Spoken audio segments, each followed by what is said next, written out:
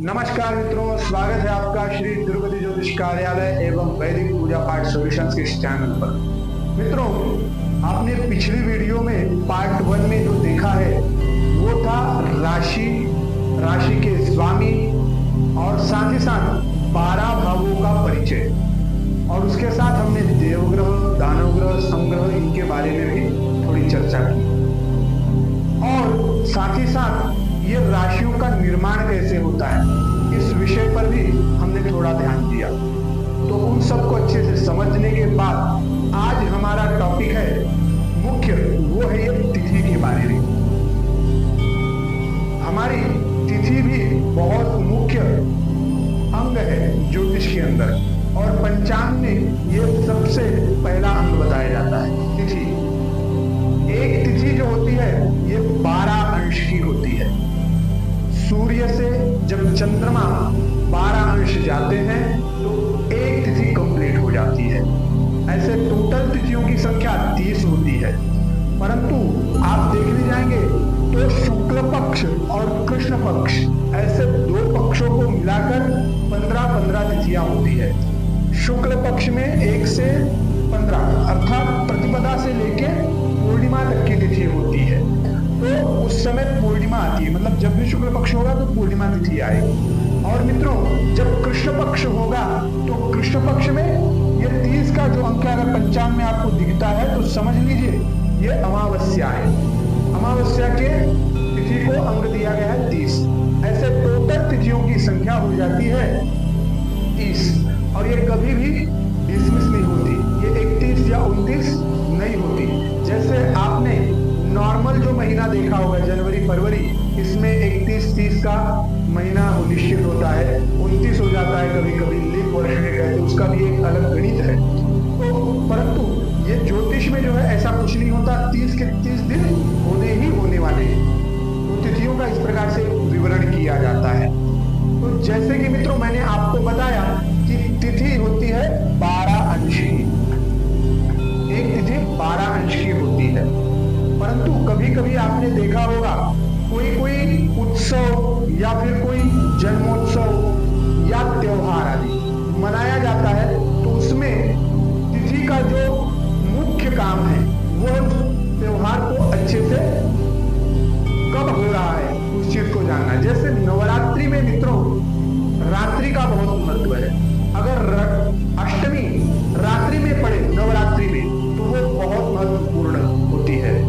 और जैसे पितरों काल में आप देखते हैं कि पितृ श्राद्ध में भी तिथियां ऊपर नीचे हो जाती हैं, परंतु 12 बजे दोपहर के 12 बजे जो पितरों का समय है उस समय अगर जो तिथि आ रही है तो उसको ज्यादा प्रधानता दी जाती है, और उसी दिन उसी का श्राद्ध भी किया जाता है। और वैसे ही देखने जाए तो दिवाली पर इस बार घमासान मचा हुआ है।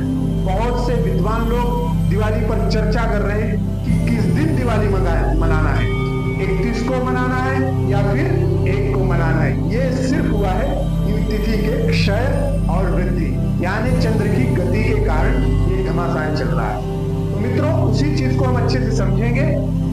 दिवाली कब मनानी है कब नहीं मनानी है ये हम बाद में चर्चा करते हैं, परंतु आज हम समझने वाले इस तिथि के बारे में। तो मित्रों, चंद्रमा की मैंने आपको जो तिथि की गति है, यानी तिथि जो पूर्ण होती है वो 12 अंश में पूर्ण हो जाती है, परंतु कभी कभी चंद्रमा क्षय और वृद्धि का कारक बनता है, तिथि के क्षय और वृद्धि का कारक। तो उसको हम जानते हैं। चंद्रमा की 3 गतियां होती हैं, ये मुख्य 3 गतियां हैं। इनमें हम देखने जाए तो मध्यम गति जो है ये 13 अंश 10 कला और 35 विकला में हो जाती है। जो जलन गति है, जलन गति आप देखेंगे तो ये 15 अंश और 19 कलाओं में हो जाती है। और जब मंद गति होती तो मंद गति 11 अंश और 48। तो मित्रों तिथि क्षय होना और तिथि वृद्धि होना यही गतियों पर डिपेंड होता है। तो जब चंद्रमा मंद गति में होता है यानी स्लो जब चलता है तो समझिए तिथि की वृद्धि होने वाली है, ये तिथि की वृद्धि का कारक हो जाता है। और जब चंद्रमा फास्ट हो जाता है यानी थोड़ी जल्द गति हो जाती है तो जल्दी होने के कारण तिथि का क्षय हो जाता है। ठीक है मित्रों, तो ये बहुत आवश्यक है। अब तिथि का क्षय और वृद्धि, इसके कारण क्या है कि चंद्रमा की गति, स्लो गति में चंद्रमा वृद्धि को प्राप्त तिथि को। ये दोनों चीजें बहुत महत्वपूर्ण है। अब हम जानते हैं क्षय और तिथि के कारक किस प्रकार बनते हैं। तो तिथि का क्षय कब होता है, जब एक बार 3 तिथियों को स्पर्श कर ले। 3 तिथियों को स्पर्श कर ले तो समझिए तिथि को हम क्या कहते हैं, क्षय तिथि बन जाएगी। और अगर एक तिथि 3 बारों को जब स्पर्श कर लेती है तो तिथि की वृद्धि हो जाती है। तो ये होती है मुख्य चीज कि तिथि की वृद्धि और तिथि की क्षय, ये दोनों आपको बहुत अच्छे से ध्यान रखना है। मित्रों, अभी जिस प्रकार से तिथियों के ये तो सब बहुत सी चीजें हो गई, तिथियों का क्या प्रभाव हमारे जीवन में होता है, इसके लिए ये आपको दिख रहे होंगे नाम, तिथि, फल, शुक्रवार और शुभवार और अशुभवार। इन विषयों को भी अच्छे से समझते हैं।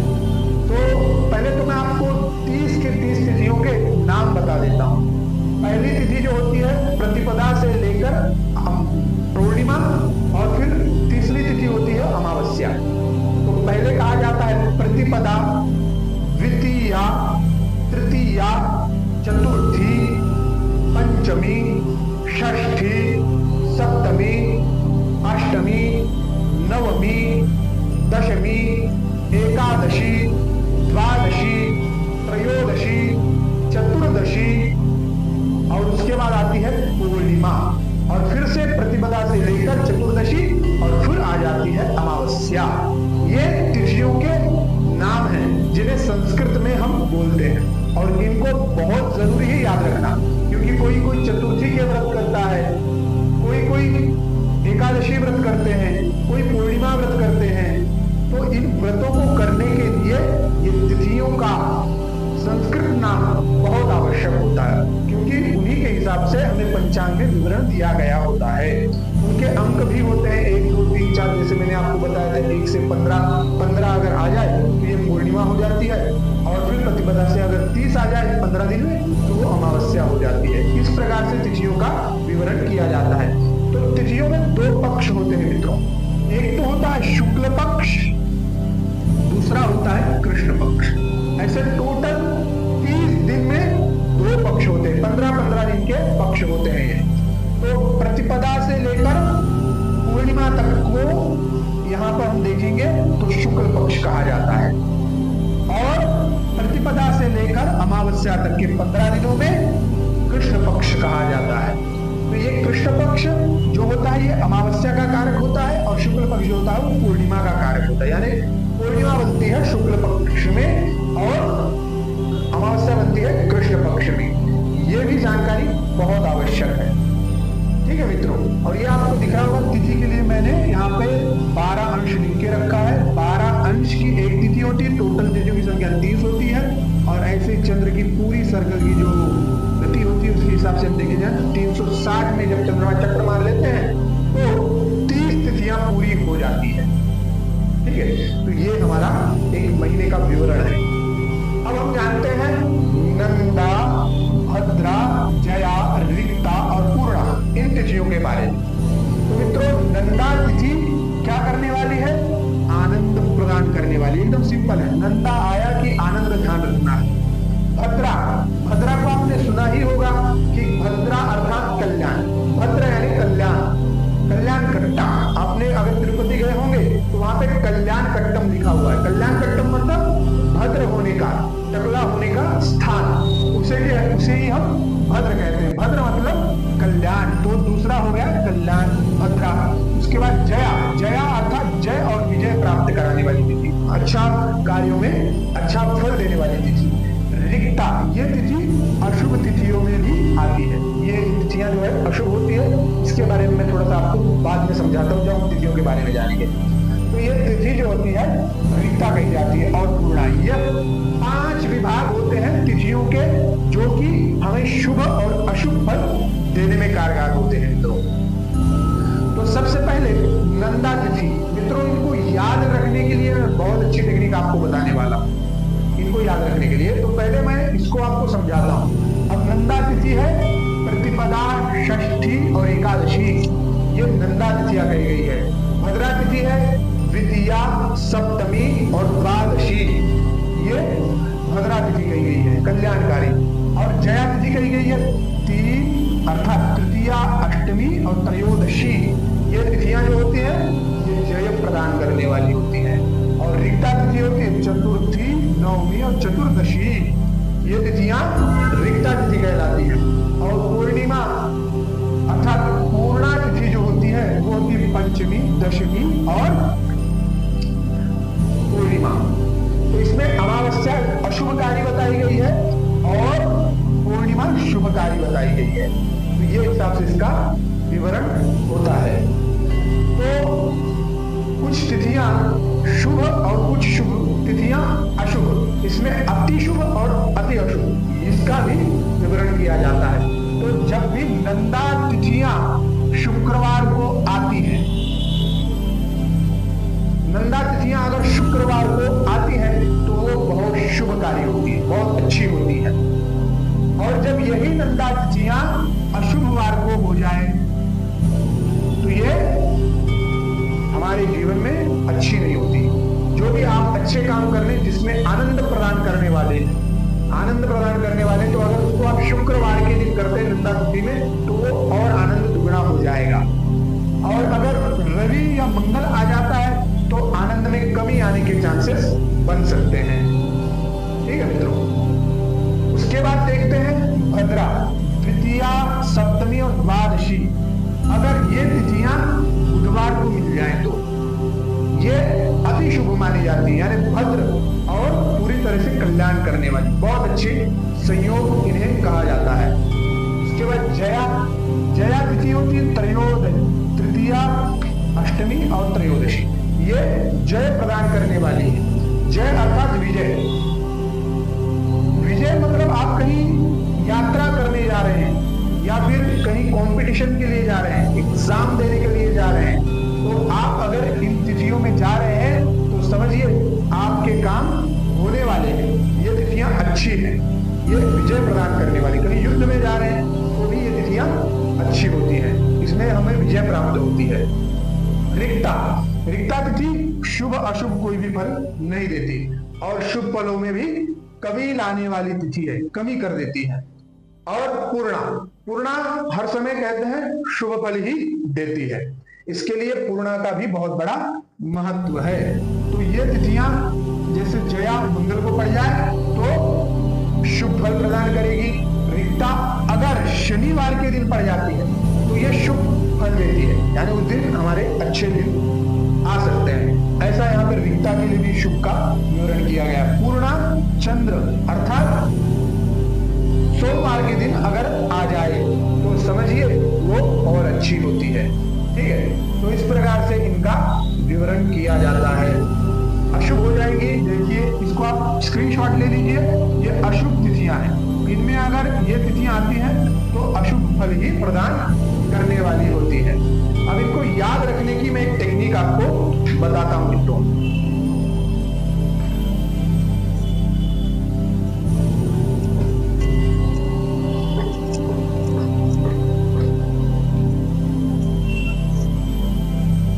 तो सबसे पहले मित्रों आपको ध्यान रखना है 1, 2, 3, 4 और 5। 5 हो गया और फिर ये 6, 7, 8, 9 और 10, फिर 11, फिर 12, फिर 13, फिर 14 और ये हो गया 15। ये तिथियों का विवरण है, एकदम सिंपल। अब इसको सिर्फ आपको ऐसे याद रखना है। प्रतिपदा, द्वितीया, तृतीया, चतुर्थी, पंचमी, ये 5 तिथियां, अब इनको आप ध्यान रखिएगा। फिर षष्ठी, सप्तमी, अष्टमी, नवमी, दशमी, ये 10 तिथियां। फिर एकादशी, द्वादशी, त्रयोदशी, चतुर्दशी और पूर्णिमा, ये आपका हो गया। अब इसको ध्यान रखना है, ये आपने याद कर लिया तो पहले इसमें 1 नंबर, 2 नंबर, 3 नंबर, 4 नंबर और 5 नंबर, ये नंबर याद रखिएगा। जैसे ही ये तीनों तिथियां आपको दिखती हैं तो इसमें आप नंदा भरिए। नंदा, ठीक है, यह नंदा तिथियां हो जाएगी, प्रतिपदा, षष्ठी और एकादशी। ध्यान लगा लीजिएगा, 1 2 3 4 5, और उसमें आप गिनिए, नंदा, भद्रा,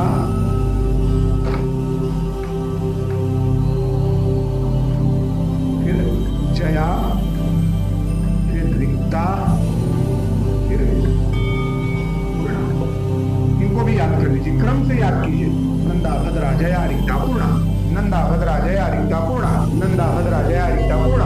और हाथ में गणित कीजिए, 1 नंबर नंदा, 2 नंबर भद्रा, 3 नंबर जया, 4 नंबर रिक्ता और 5 नंबर पूर्णिमा, पूर्णा। बस ये आ गया आपका गणित। आपको कुछ भी नहीं करना है, एकदम सिंपल है। नंदा, भद्रा, जया, रिक्ता को याद रखना है तो सिर्फ इस क्रम को याद रखिए और तिथियों की इस क्रम को याद रखिए, बस आपके तुरंत दिमाग में सब फिट हो जाएगा। तो इस प्रकार से आप नंदा, भद्रा, जया, रिक्ता, पूर्णा इनको याद कर सकते हैं। बहुत सिंपल है, कोई कठिनाई नहीं है। तुरंत आप हाथ से भी गणित करके और इन तिथियों को, नंदा है कि भद्रा है कि जया है कि रिक्ता है कि पूर्णा है, इस चीज का गणित आप लगा सकते हैं। बहुत सिंपल टेक्निक है। तो इस प्रकार से हम आज इस तिथि के वीडियो को विराम देते हैं। आपको कुछ प्रश्न हो या कुछ वीडियो में कमी हो या फिर कुछ भी हमारे बताने में कमी हो, आप उसको कमेंट कर सकते हैं, पर्सनली डायरेक्ट फोन करके आप बात भी कर सकते हैं। तो मित्रों, आपको अगर वीडियो अच्छी लगी हो तो अपने मित्रों में शेयर कीजिएगा, अपने बड़ों को शेयर कीजिएगा, जिससे कि तिथि के बारे में अच्छे से जान सके, और सब्सक्राइब कर लीजिए चैनल अच्छा है तो, और लाइक कर दीजिए।